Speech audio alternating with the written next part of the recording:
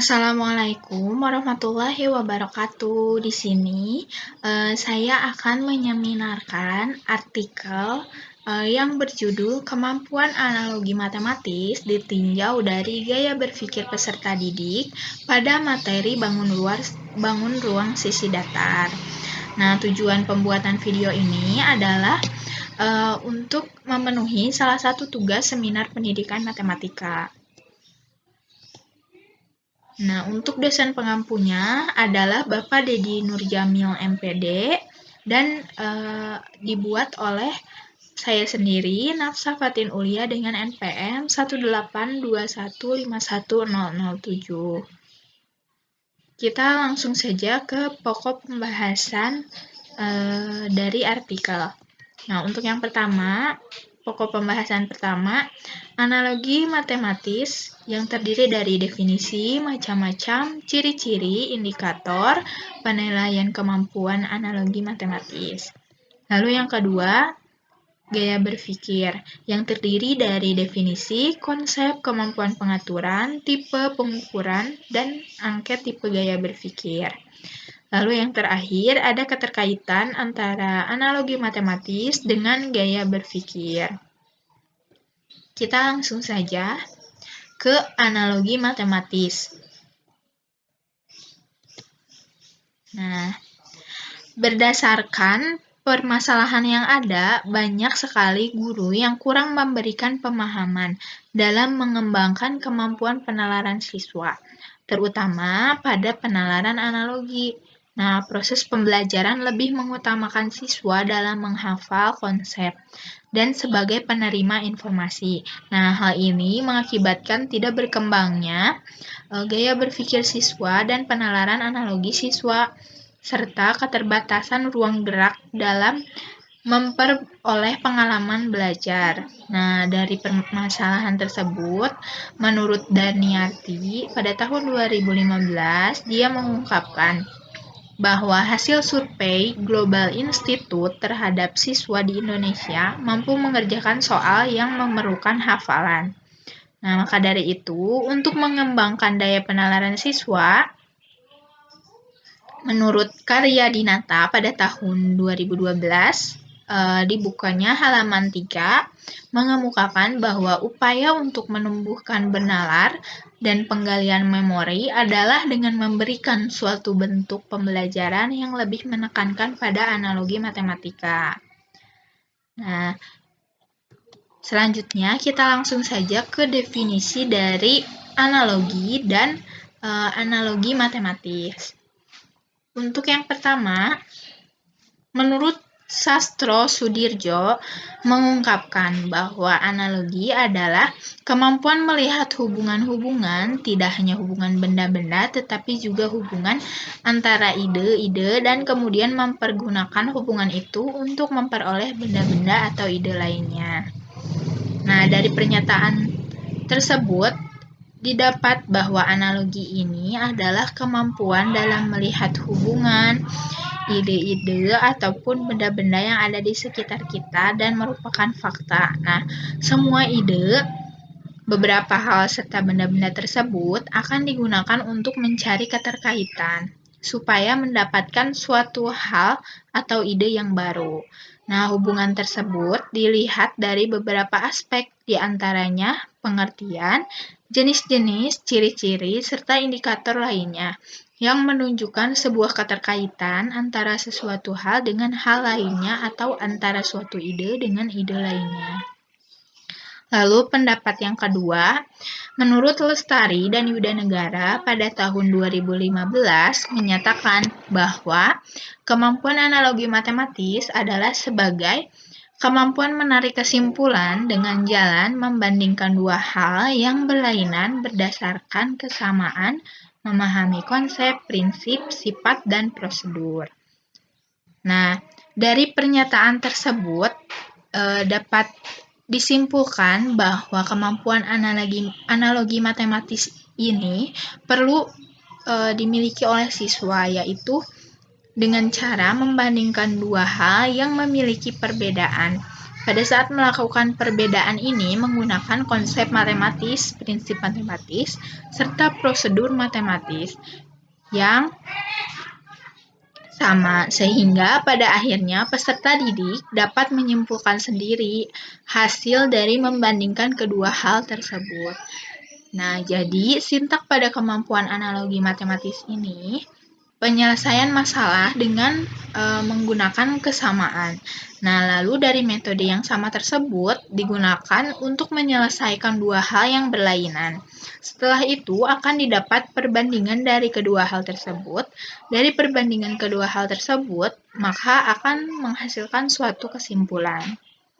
Nah, lalu yang selanjutnya, menurut Novick pada tahun 1991 menyatakan bahwa kemampuan analogi matematis ini adalah kemampuan berpikir siswa dalam menyelesaikan masalah target dengan menggunakan masalah sumber. Nah, dari pernyataan tersebut dapat disimpulkan bahwa masalah sumber merupakan masalah yang harus diselesaikan terlebih dahulu oleh siswa. Nah, masalah target adalah masalah utama yang memiliki hal yang lebih rumit, tetapi menggunakan metode yang sama dengan masalah sumber dalam menyelesaikannya. Maka dari itu, peserta didik akan mendapatkan konsep dan rumus dari hasil menyelesaikan masalah sumber. Selanjutnya, konsep dan rumus tersebut digunakan peserta didik untuk menyelesaikan masalah yang lebih rumit, yaitu masalah target. Nah, dengan kata lain, bahwa penyelesaian pada masalah sumber merupakan pengalaman bagi siswa, sehingga pada masalah target, peserta didik sedikitnya sudah mengetahui bagaimana cara atau metode untuk menyelesaikan masalah target yang lebih rumit. Lalu, selanjutnya menurut Locke and Nguyen pada tahun 2014 menyatakan bahwa kemampuan analogi matematis adalah kemampuan siswa dalam mengenal konsep sasaran dan mampu meninjau konsep analog. Nah, dari pernyataan tersebut dapat disimpulkan bahwa kegunaan masalah sumber itu atau konsep analog adalah sebagai informasi dalam hal mengaitkan dan membandingkan dengan masalah target atau konsep sasaran, sehingga dapat diterapkan struktur masalah pada masalah target tersebut. Jadi artinya bahwa pada saat peserta didik memahami konsep analog, lalu mendapatkan kesimpulan dapat dijadikan sebuah pengalaman tersendiri bagi peserta didik tersebut, sehingga dalam menyelesaikan masalah lain ataupun masalah yang lebih rumit, sudah mengetahui langkah yang harus diambil untuk menyelesaikan masalah yang baru. Selain itu, pada kemampuan analogi matematis ini, peserta didik juga dituntut untuk dapat meninjau konsep analog yang didapat dari kemampuan peserta didik dalam memahami dan mengenal konsep sasaran. Nah, maka dari keempat pendapat tersebut, atau dari ketiga pendapat tersebut tentang kemampuan analogi matematis, dapat disimpulkan bahwa kemampuan analogi matematis adalah kemampuan seseorang melihat kemungkinan-kemungkinan dan hubungan-hubungan antara benda, hal-hal, serta ide yang ada dengan jalan membandingkan dua hal yang berlainan, berdasarkan kesamaan memahami konsep, prinsip, sifat, dan prosedur. Terdapat dua masalah yang perlu diselesaikan dalam kemampuan analogi matematis ini, yaitu terlebih dahulu peserta didik harus memahami dan mengenali masalah sumber yang merupakan masalah awal, lalu mengaitkan dan membandingkan dengan masalah target atau konsep sasaran, sehingga dapat diterapkan suatu cara atau metode yang terstruktur dan sama untuk menyelesaikan kedua masalah tersebut. Nah, selanjutnya kita masuk ke macam-macam analogi matematis. Nah, menurut Mundiri pada tahun 2010 di bukunya halaman 159 sampai dengan 160 menyatakan bahwa mengklasifikasi analogi menjadi dua macam, yaitu analogi induktif dan analogi deklaratif. Nah, untuk yang pertama, analogi induktif ini adalah analogi yang disusun berdasarkan persamaan prinsipal yang ada pada dua fenomena. Kemudian ditarik kesimpulan bahwa apa yang ada pada fenomena pertama terjadi juga pada fenomena yang kedua. Lalu ada analogi deklaratif. Nah, analogi deklaratif ini disebut juga dengan analogi penjelas. Sudah diketahui ya bahwa ini analogi deklaratif berarti digunakan untuk menjelaskan atau menegaskan sesuatu yang belum dikenal atau masih samar dengan sesuatu hal yang lain yang sudah dikenal. Lalu selanjutnya ada ciri-ciri analog matematis. Nah, menurut Reed pada tahun 2011 di bukunya halaman 320 mengungkapkan bahwa keberhasilan dalam menggunakan analogi bergantung pada baik mengenali kesamaan antara dua masalah dan mengingat solusi dari masalah analogi. Nah, selain itu, masalah sumber maupun masalah target masing-masing memiliki karakteristik seperti yang telah dijelaskan oleh English pada tahun 2004 di bukunya halaman 5-8. Nah, ciri-cirinya itu, masalah sumber ini ada atau diperkenalkan sebelum masalah target. Yang tadi sudah disebutkan bahwa masalah sumber ini adalah masalah awal. Lalu yang kedua, masalahnya yang tidak terlalu rumit, telah dipelajari atau diketahui sebelumnya, dan dapat membantu menyelesaikan masalah target. Lalu, ciri-ciri dari masalah target, memiliki informasi dari masalah sumber, memiliki struktur yang mirip dengan masalah sumber, namun lebih luas atau telah dimodifikasi dari masalah sumber. Jadi dengan kata lain bahwa masalah target ini lebih rumit daripada masalah sumber. Nah, masalah yang lebih rumit.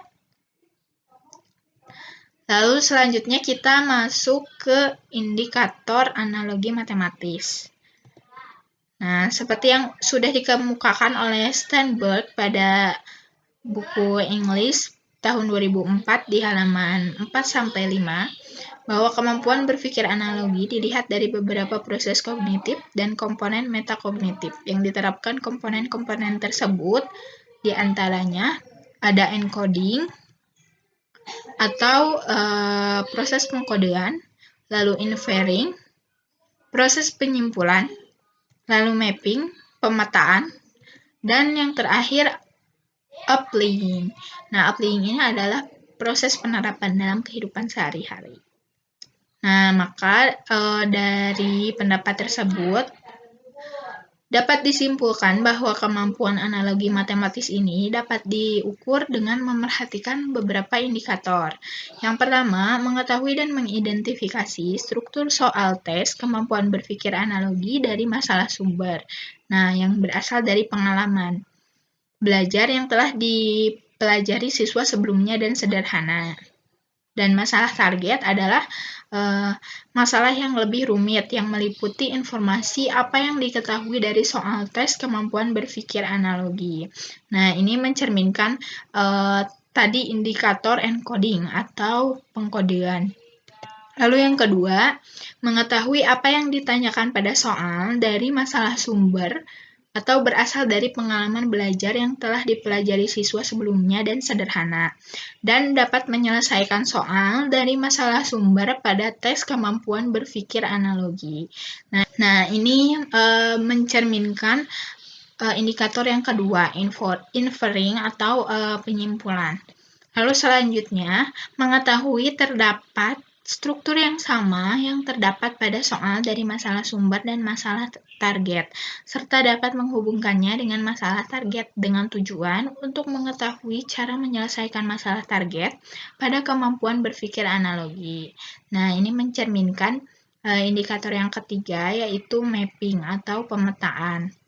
Lalu selanjutnya, mengetahui cara yang tepat untuk menyelesaikan masalah target dan menerapkannya untuk menemukan jawaban dari soal-soal masalah target pada tes kemampuan berpikir analogi.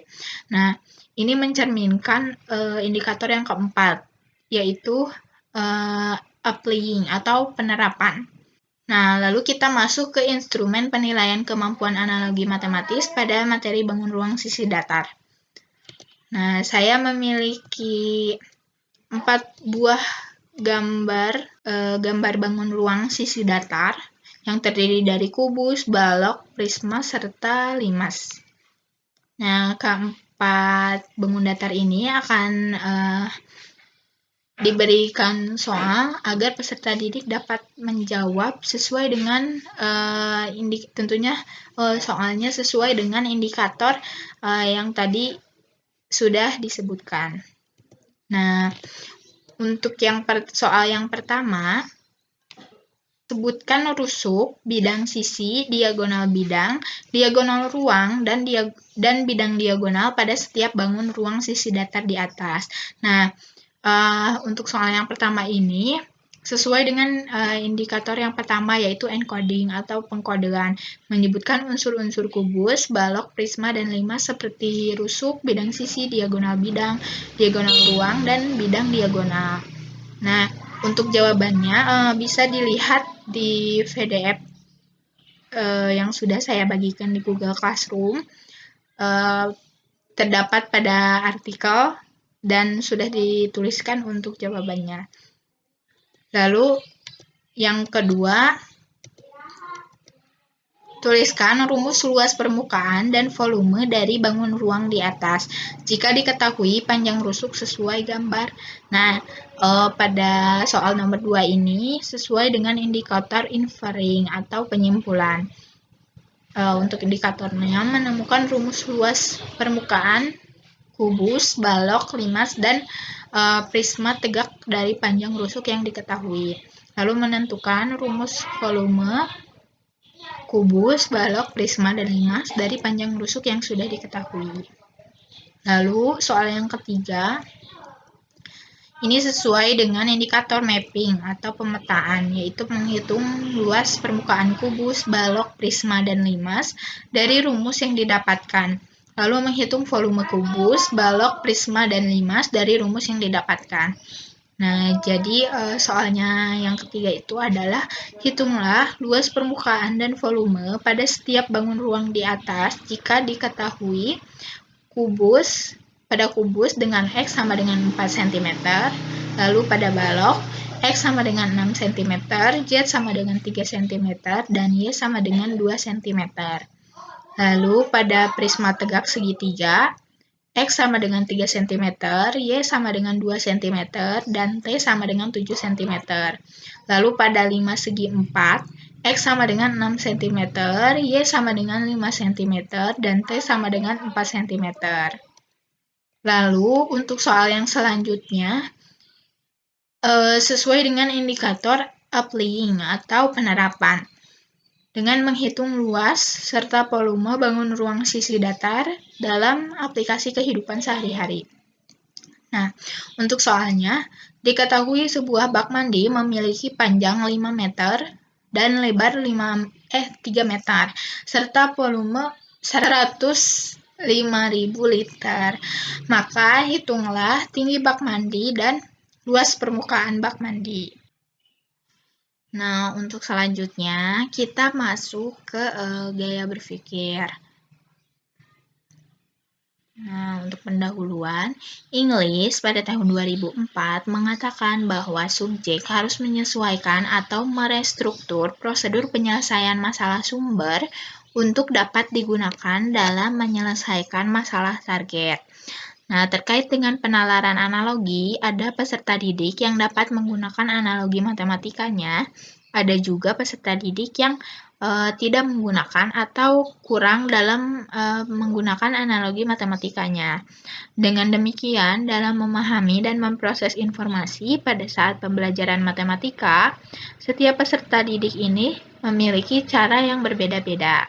Nah, cara memproses informasi dan mengatur informasi peserta didik ini disebut dengan gaya berpikir.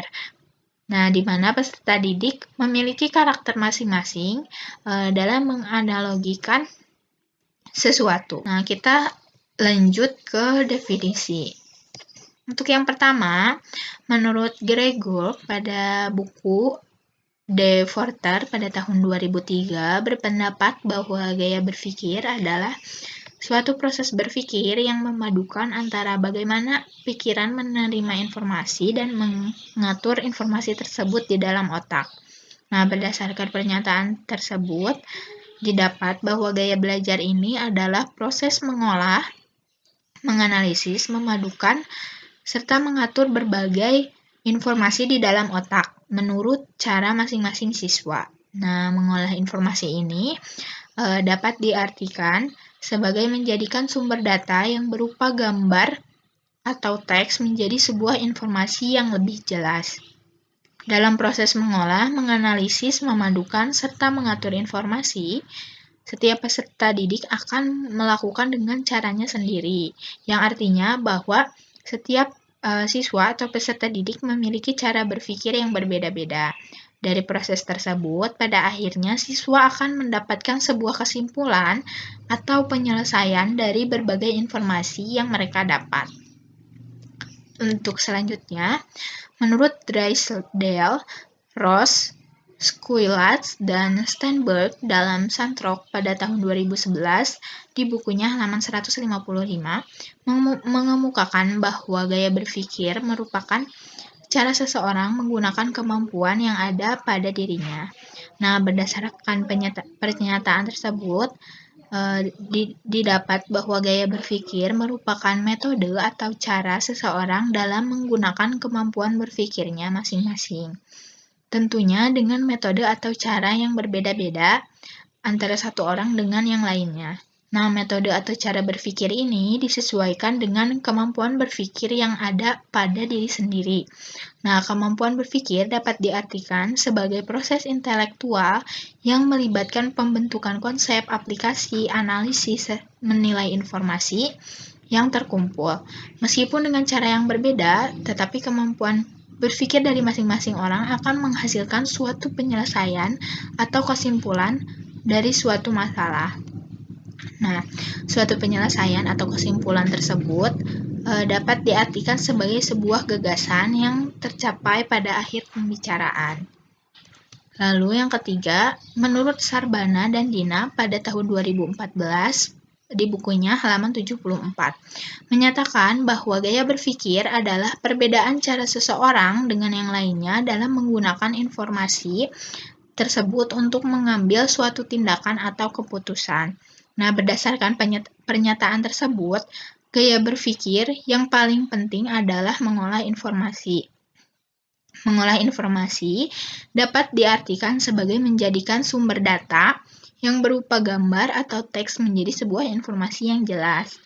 Nah, sedangkan mengambil keputusan dapat diartikan sebagai proses rangkaian kegiatan menganalisis berbagai fakta, informasi, data, dan teori, yang akhirnya sampai pada suatu kesimpulan yang baik dan tepat. Maka dari itu, cara menggunakan informasi dari masing-masing orang tentunya berbeda-beda, dan hal ini akan menentukan seseorang tersebut dalam mengambil sebuah tindakan atau kesimpulan. Jadi, cara menggunakan dan mengolah informasi dapat mengaruhi dan menentukan seseorang dalam mengambil suatu tindakan atau kesimpulan. Maka, dari ketiga pernyataan menurut para ahli tersebut dapat disimpulkan bahwa gaya berpikir adalah proses mengolah, menganalisis, memadukan, serta mengatur berbagai informasi di dalam otak dengan metode atau cara berpikir yang disesuaikan dengan kemampuan berpikir yang ada pada dalam diri sendiri. Tentunya memiliki perbedaan antara satu orang dengan yang lainnya. Kemampuan berpikir dapat diartikan sebagai proses intelektual yang melibatkan pembentukan konsep, aplikasi, analisis, menilai informasi yang terkumpul, sehingga akan menentukan seseorang tersebut dalam mengambil sebuah tindakan atau keputusan.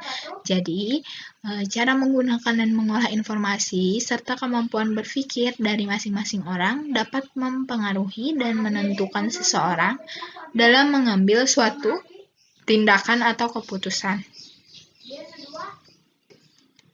Lalu selanjutnya, Masuk ke konsep gaya berpikir. Nah, menurut Gregor pada tahun 1982, gaya berpikir merupakan cara mengolah dan mengatur informasi yang diperoleh peserta didik. Menurut Gregor, dalam berpikir, seseorang dipengaruhi oleh dua konsep, yaitu konkret dan abstrak. Nah, menurut Gregor, konkret ini memungkinkan Anda memahami secara mental, menunjukkan data melalui pengamatan langsung dan menggunakan indera fisik. Nah, sifat ini memungkinkan untuk melihat apa yang terlihat nyata melalui indera fisik seperti penglihatan, penciuman, dan pendengaran. Lalu abstrak menurut Gregor adalah memungkinkan untuk memahami, menyusun, dan memvisualkan data melalui kemampuan berpikir, yaitu bernalar. Sifat ini juga memungkinkan Anda untuk melihat dan memahami mengenai yang tidak terlihat dan tidak berbentuk secara indera fisik seperti penglihatan, penciuman, sentuhan, rasa, dan pendengaran. Lalu selanjutnya kita masuk ke kemampuan pengaturan gaya berpikir. Nah, menurut De Forter pada tahun 2003 menyatakan bahwa kemampuan pengaturan gaya berpikir terdapat dua cara, yaitu secara sekuensial atau linier dan secara acak atau non-linier. Nah, secara sekuensial menurut De Forter menyatakan bahwa sifat ini mengarahkan pikiran Anda untuk memahami dan mengatur informasi secara linier, seperti step by step atau secara metodis. Nah, sekuensial cenderung memiliki dominasi otak kiri. Hal ini dikarenakan cara berpikir otak kiri bersifat logis, sekuensial, linear, dan rasional. Lalu, acak, metode secara acak, menurut De Forter, mengarahkan untuk memahami dan mengatur informasi secara non-linear dan dengan banyak cara. Jadi, tidak secara step by step. Nah, sifat ini biasanya termasuk ke dalam dominasi otak kanan, yang cara berpikirnya itu secara acak dan tidak teratur. Lalu, kita masuk ke tipe gaya berpikir. Nah, menurut De Forter pada tahun 2003, pada umumnya, terdapat 4 tipe gaya berpikir dalam otak manusia, antara lain gaya berpikir sekuensial konkret, gaya berpikir sekuensial abstrak, gaya berpikir acak abstrak, dan gaya berpikir acak konkret. Nah, untuk penjelasannya, sekuensial konkret menurut De Forter ini memiliki cara yang teratur, linear, urut, dan sekuensial. Nah, dalam hal berpikir, mereka memperhatikan atau mengingat realitas yang dengan mudah dan mengingat fakta-fakta, informasi, rumus-rumus dengan mudah dan terstruktur. Pemikir sekuensial konkret ini biasanya kurang menyukai atau cenderung mengalami kesulitan dalam teori atau pelajaran yang bersifat abstrak. Lalu, sekuensial abstrak. Untuk sekuensial abstrak, pemikir pada sekuensial abstrak ini suka dengan dunia teori dan berpikir secara abstrak. Nah, mereka ini cenderung berpikir secara kritis dan analitis karena memiliki daya imajinasi yang kuat. Lalu, dapat memiliki kemampuan analisis seperti menguraikan, menghubungkan, dan mengkategorikan data dengan cara logis, rasional, dan intelektual. Lalu, yang selanjutnya, gaya berpikir acak abstrak. Nah, acak abstrak ini, dunia nyata ini merupakan dunia dengan perasaan dan emosi. Jadi, pemikir acak abstrak ini menyerap ide, informasi, dan kesan, lalu mengaturnya dengan menggambarkannya. Mereka sangat baik dalam mengingat informasi. Lalu perasaannya juga dapat lebih meningkatkan atau mempengaruhi belajar mereka. Lalu untuk gaya berpikir acak konkret, nah, pemikir acak konkret ini suka bereksperimen. Pemikir sekuensial konkret, mereka mendasarkan diri pada realitas, tetapi lebih cenderung melakukan pendekatan yang coba-coba. Mereka mempunyai dorongan kuat untuk menemukan alternatif dan mengerjakan segala sesuatu dengan cara mereka sendiri. Lalu, masuk ke pengukuran gaya berpikir. Nah, untuk pengukurannya, untuk mengetahui seseorang peserta didik, termasuk dalam karakteristik gaya berpikir yang mana, maka seorang pembimbing program Supercamp di California bernama John Falk Letelier dalam Deforter dan Harnaki pada tahun 2003 merancang sebuah tes untuk mengukur dan menentukan gaya berpikir peserta didik. Nah, langkah-langkahnya, bacalah setiap kelompok yang terdiri dari 4 kata dan pilihlah 2 di antaranya yang paling menggambarkan diri Anda. Tidak ada jawaban benar atau salah, yang terpenting adalah bersikap jujur. Lalu setelah menyelesaikan tes tersebut, lingkari huruf dan kata-kata yang kalian pilih pada setiap nomor dalam 4 kolom yang disediakan.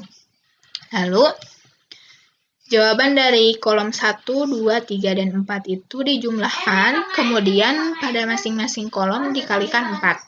Kotak dengan jumlah terbesar itulah yang menunjukkan gaya berpikir peserta didik tersebut. Nah, selanjutnya kita masuk ke angket penilaian tipe gaya berpikir siswa.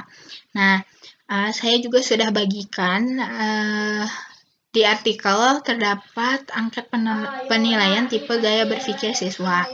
Nah, seperti ini ada 12 poin dan peserta didik diperintahkan untuk mengisi kolom ya atau tidak yang sesuai dengan kepribadian mereka atau yang mereka rasakan selama ini.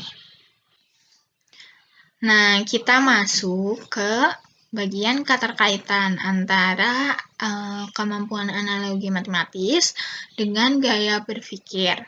Nah, untuk yang pertama, kemampuan analogi matematis adalah kemampuan seseorang melihat kemungkinan-kemungkinan dan hubungan-hubungan antara benda, hal, serta ide yang ada dengan jalan membandingkan dua hal yang berlainan. Berdasarkan kesamaan, memahami konsep, prinsip, sifat, dan prosedur. Nah, terdapat 2 masalah yang perlu diselesaikan dalam kemampuan analogi matematis ini. Yang pertama, peserta didik perlu mengenali atau memahami terlebih dahulu masalah sumber, kemudian mengaitkan dan membandingkannya dengan masalah target atau konsep sasaran, sehingga dapat diterapkan suatu cara atau metode yang terstruktur dan sama untuk menyelesaikan kedua masalah tersebut. Lalu selanjutnya, pengertian gaya berpikir adalah proses mengolah, menganalisis, memadukan, serta mengatur berbagai informasi di dalam otak dengan metode atau cara berpikir yang disesuaikan dengan kemampuan berpikir yang ada dalam diri sendiri, dan tentunya memiliki perbedaan antara satu orang dengan orang lainnya. Maka, keterkaitan antara kemampuan analogi matematis dengan gaya berpikir tersebut.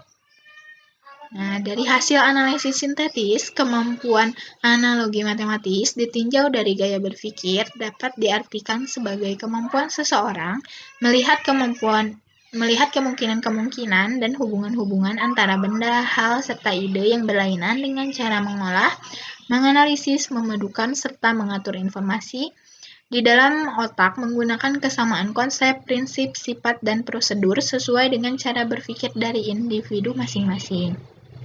Nah, terlebih dahulu, peserta didik dituntut untuk dapat menyelesaikan masalah sumber, lalu mengaitkannya dengan masalah target. Nah, dalam cara berpikir seseorang ini, pastinya memiliki perbedaan antara satu orang dengan orang lainnya. Pada akhirnya, kemampuan berpikir setiap individu tersebut dapat mempengaruhi dan menentukan seseorang dalam mengambil suatu tindakan atau keputusan. Nah, cukup sekian pemaparan atau penyeminaran artikel yang dapat saya sampaikan. Terima kasih atas segala perhatian teman-teman. Mohon maaf apabila terdapat beberapa kesalahan. Wassalamualaikum warahmatullahi wabarakatuh.